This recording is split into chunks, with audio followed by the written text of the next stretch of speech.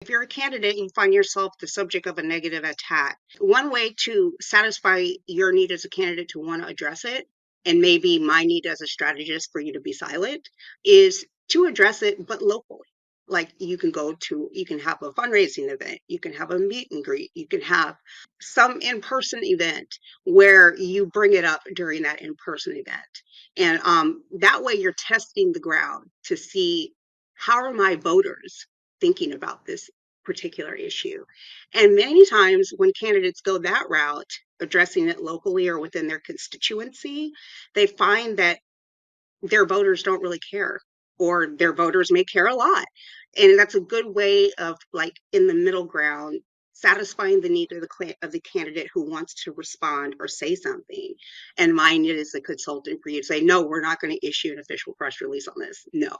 You know, so that's one thing I've done in the past, and it's a really good a testing ground to see how your voters are going to react. And that those are the only people that you should care about as a candidate, is your voters.